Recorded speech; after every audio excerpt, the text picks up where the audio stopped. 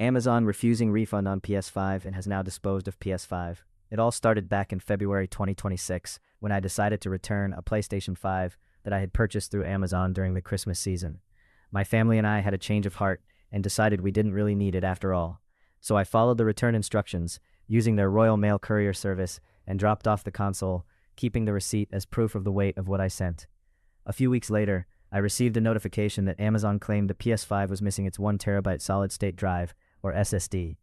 Now, I had no idea what an SSD was at the time, so I did a quick search and learned that it's essentially the storage device for the console, worth around £150. Suddenly, everything clicked into place. It seemed that somewhere between my drop-off and Amazon receiving the package, someone had stolen this crucial component. After 3 weeks of frustrating conversations with customer service agents, I was finally directed to the so-called account specialist team. To my dismay, they informed me that they could not issue a refund. I couldn't help but feel that they hadn't even bothered to look at the receipt or weigh what they had received compared to what I had sent. It felt like a complete oversight on their part, and I was left fuming. To make matters worse, I learned that they had disposed of the PS5 entirely. I was shocked. I had expected at least to get the console back, which I could have sold on Facebook Marketplace or something, but no, they had thrown it away, leaving me without either my money or the console. I was convinced this couldn't be legal. Feeling utterly let down by Amazon, I escalated the issue.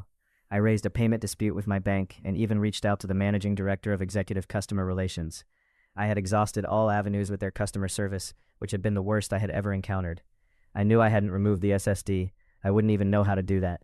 It seemed impossible that Amazon would not check everything on an item like this. As I shared my story online, I was met with a wave of support and advice. Commenters pointed out that the SSD in a PS5 is actually soldered onto the motherboard and cannot be removed. This was a revelation for me. It seemed that Amazon's claims were completely unfounded, and they were thoroughly confused about the product they were dealing with. One commenter emphasized that Amazon had a legal duty to keep my item safe and return it to me. If they admitted to destroying it, they had essentially destroyed my property illegally. This was the part that really struck a nerve. They claimed the disposal was in accordance with their returns policy, but I couldn't shake the feeling that something was seriously wrong. With newfound clarity, I realized that I needed to focus on my bank and provide them with evidence that the SSD could not have been removed. I was determined to fight this battle, armed with the knowledge that I was not at fault. I was hopeful that my bank would help me recover the money from Amazon. As I navigated this ordeal, I learned a valuable lesson about consumer rights and the importance of being informed. I was ready to take on this giant company, and I hoped that sharing my experience would help others avoid a similar nightmare. Let me take you on a wild ride through my recent experience with Amazon and a certain gaming console that turned into a bit of a fiasco. Picture this. I had just purchased a shiny new PlayStation 5, and I was beyond excited to dive into the gaming world. But then things took a turn for the absurd. After a few weeks of enjoying my new gadget, I decided to return it. I thought it would be a straightforward process, but oh boy was I mistaken. Amazon accused me of stealing the 1TB solid-state drive, claiming it was missing from the console.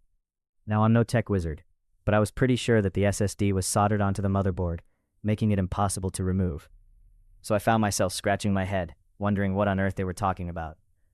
As I navigated through the customer service maze, it became clear that their investigation process was a bit of a shambles. I felt like I was trapped in a sitcom where every character was a clueless customer service representative. The more I tried to explain, the more convoluted the situation became. It was bonkers. I even reached out to fellow Redditors for advice, and they suggested I consider a chargeback if all else failed. However, I was using my debit card, which meant my options were limited. Fast forward a week, and I was still battling with Amazon. I had raised a transaction dispute, but the response I received was less than encouraging.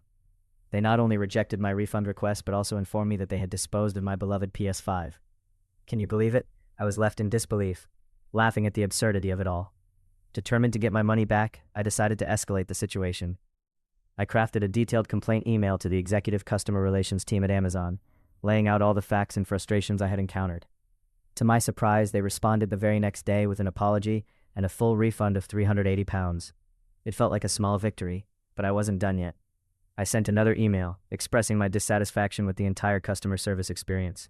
I pointed out that they had essentially broken UK consumer law by disposing of my console without proper justification. The following day, I received another apology email, and this time they added a £100 credit to my Amazon account as a gesture of goodwill. In the end, what started as a frustrating ordeal turned into a rather amusing story. I couldn't help but chuckle at the absurdity of it all. Thanks to the support from the Reddit community and my persistence, I walked away with my refund and a little extra credit to spend. Who knew that navigating the world of online returns could be such an adventure? Am I the bad guy for enforcing a boundary that caused my staff to quit immediately? I run a pet care business, and some of my hires are friends. For house sits, especially with new clients, I have a strict protocol that no additional overnight guests are allowed. This policy is in place for the comfort of the clients and their pets, as well as for liability reasons and to maintain professionalism. Recently, I hired a friend for a 5-day house sit. She's in a long-distance relationship and usually drives about 8 hours every weekend to see her boyfriend. Before the booking was finalized, I reminded her of the no overnight guests guideline, explaining that it was standard for first-time stays with new clients. I wanted to ensure everything remained professional and focused on the pets. I sent her a message saying, since this is a brand new client and animals, while we ask for a visitor's policy, it's best to refrain from having anyone else other than the sitter staying with the pets overnight. Once there's an established relationship, it's easier for the client to be more flexible. I thought I was being clear and considerate. Her response shocked me. She said, I am fine actually. You can cancel this in future stays. I was looking for these house sittings so I can get extra money to spend time with my boyfriend. If that's a problem, I am out. Sorry. I felt her reaction was completely uncalled for. I had never accused her of anything or made it personal. I was just enforcing a guideline that applies to all sitters. In her last house sit, she had already bypassed me by asking the client if her boyfriend could stay over for the entire duration, which raised some eyebrows. I let it slide because she was my friend and the client was casual about it. This time, however, I felt it was necessary to clarify the guidelines before the meet and greet. I had tried to word my message softly, but now I wondered if I should have been more straightforward. I felt that she had overstepped boundaries and disrespected my business for her personal interests. I was hesitant to respond because I didn't want to escalate the situation, but I also didn't want to back down and compromise my company's standards. Reflecting on the situation, I realized that I needed to maintain my boundaries, but I also questioned if I had handled it poorly. Should I have been more direct? Was her response truly disproportionate? I was left wondering if I was in the wrong for enforcing a policy that I believed was essential for the integrity of my business. Me, 29F, with my neighbors 34 to 50 FM, want me to take down my fence.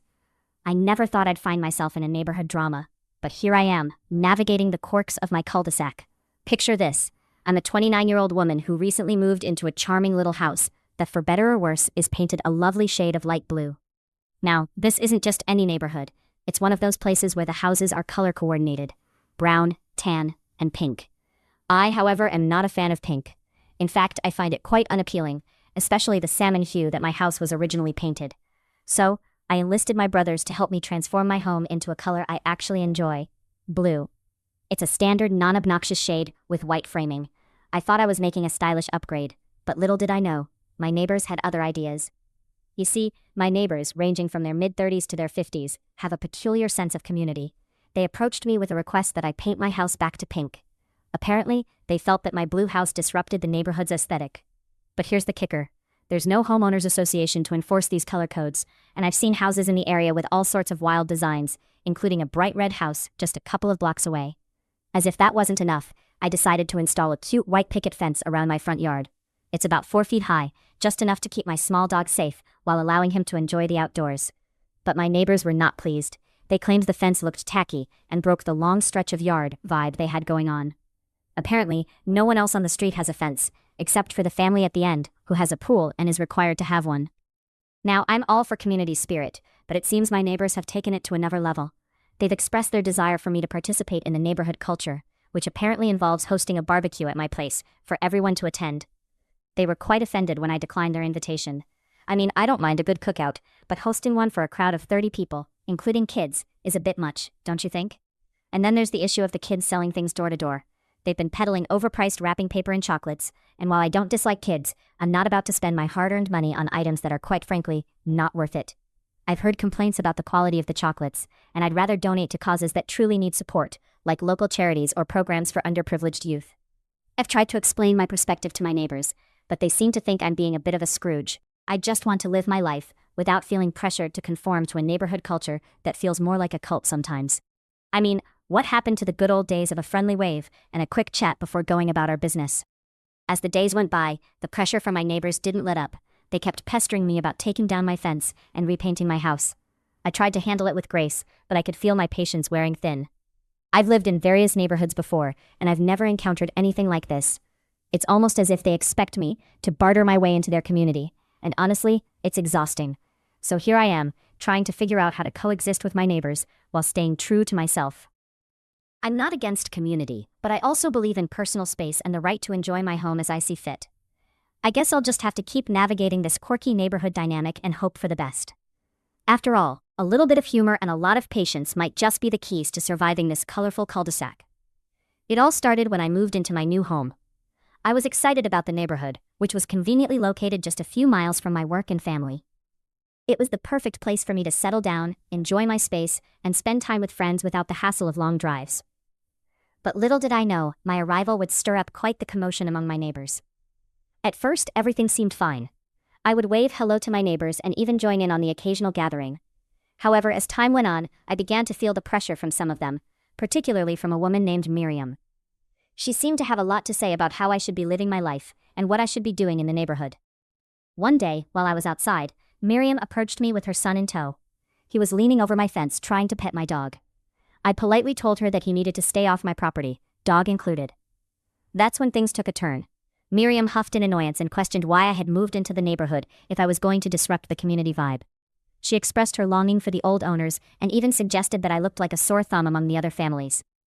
I tried to explain my perspective. I liked the area for its proximity to my job and family, and I appreciated the peace and quiet it offered. But Miriam wasn't having it.